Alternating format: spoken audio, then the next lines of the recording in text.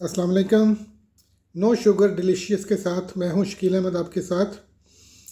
मेरे इस चैनल का मकसद ये है कि आपको ऐसी रेसिपीज़, ऐसे खाने जिनमें कोई शुगर नहीं है या बहुत कम शुगर है, जिनमें कार्बोहाइड्रेट्स नहीं है।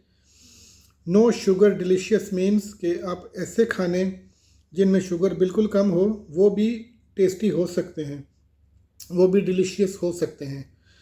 ज़रूरी नहीं कि आपके खाने में शुगर हो, कार्बोहाइड्रेट हो तो ही वो टेस्टी हो। नो शुगर डिलीशियस चैनल का, नो शुगर डिलीशियस कैंपेन का सिर्फ़ और सिर्फ एक मकसद है कि लोगों को इस चीज़ के बारे में अवेयरनेस दी जाए कि शुगर और कार्बोहाइड्रेट्स भी असल में 70% 80% शुगर ही होते हैं।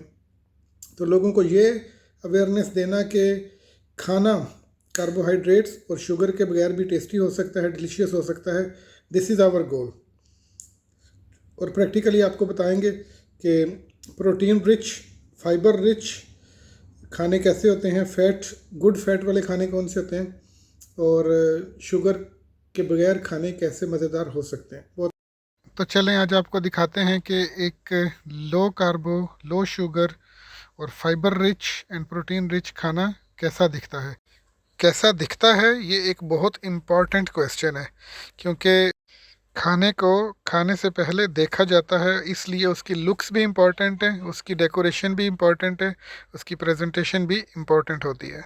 खाने का जो सबसे बेसिक प्रिंसिपल है वो ये है कि आज के बाद या अब के बाद आपने जो अपने खाने हैं उनको ये नहीं कहना कि मैं रोटी खा रहा हूँ, मैं चावल खा रहा हूँ या मैं गोश्त खा रहा हूँ। ये जो आपने उनको नाम दिए हुए हैं ना, ये भी बहुत सारी मिसलीडिंग इन्फॉर्मेशन है। आपने जब भी अपना खाना रेडी करना है, जब भी खाना खाना है, तो आपने कहना है जी कि मैं कार्बोहाइड्रेट्स खा रहा हूँ, या फिर मैं प्रोटीन खा रहा हूँ, या मैं फिर फाइबर खा रहा हूँ, या फिर मैं फैट्स खा रहा हूँ। इस तरह अगर आप अपने खाने को पुकारेंगे, इस तरह अगर आप अपने खाने को नाम देंगे, तो then it will be the first step in eating right.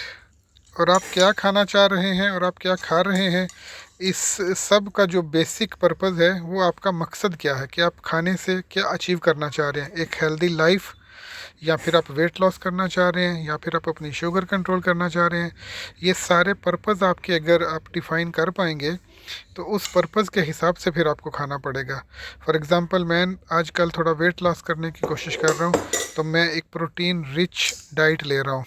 Protein rich diet का मतलब है कि गोश्त, फ़िश, मटन, बीफ, जिसमें जो भी आप कह लें, और फिश, और फिर chicken breast.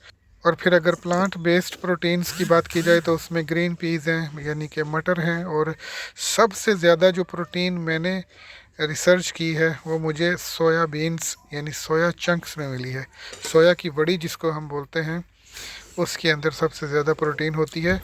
And in in some researches they show that इसमें जो सोया वड़ी में जो, या सोया चंक्स में जो प्रोटीन है वो इवन मटन और बीफ से भी ज़्यादा है। तो बस मैंने क्या किया है, एक 400-500 ग्राम फ़िश ली है। फ़िश क्यूब्स बोलते हैं आप इसको, ये टूना फ़िश है। इस टूना फ़िश को हल्का सा फ्राई करके ऑलिव ऑयल में, उसमें फिर मैंने वो कुछ सोया चंक्स डाल दिए हैं जो मैंने कुछ देर पानी में भिगो कर रखे हुए थे, ताकि वो नरम हो जाएं। ये सब गार्लिक जिंजर वगैरह मिक्स करके जब फ़िश फ्राई हो गई तो उसमें मैंने सोया चंक्स डाल दिए। और फिर जब वो थोड़ी देर उनका पानी और आपस में वो सारी चीज़ें एक जैसी हो गई, तो फिर वो मैं 2 या 3 उसके पोर्शन कर लिए, 4 पोर्शन कर लिए। तो ये एक प्रोटीन रिच और फाइबर रिच डाइट मेरी तैयार हो गई, जो कि 2 से 3 दफ़ा के लिए मुझे काफ़ी होगी। तो इस तरह की और भी बहुत सारी रेसिपीज़ लेके हम आते रहेंगे। बेसिक मकसद ये है कि आपने अपने टेस्ट बड्स को ट्रेन करना है, और आपने वो चीज़ें खानी हैं जो आपकी बॉडी के लिए इम्पॉर्टेंट हैं, जो ज़रूरी हैं। ज़रूरी नहीं कि वो बहुत टेस्टी हों, आल्दो हम इस चैनल पे आपको वही चीज़ें बताएंगे कि जो अपनी अहमियत और अफादियत और न्यूट्रिशियस होने के साथ साथ डिलीशियस भी होंगी। लेकिन ये आपने अपने आप को, अपनी बॉडी को, अपने माइंड को ट्रेन करना है कि समटाइम्स इन ऑड सर्कमस्टांसिस अगर आपको कुछ ऐसा भी खाना पड़ता है कि जो बहुत ज़्यादा डिलीशियस ना हो लेकिन आपकी बॉडी के लिए ज़रूरी हो। क्योंकि जब कुछ सिम्टम्स ऐसे होते हैं जिनसे अपने छुटकारा हासिल करना होता है, तो डेफिनेटली आपको कुछ सेक्रीफाइस करना पड़ता है। और सबसे पहले जो आपने सेक्रीफाइस करना है वो आपके टेस्ट बड्स की जो डिमांड है, आपकी जो क्रेविंग्स हैं, आपने उनको सेक्रीफाइस करना है।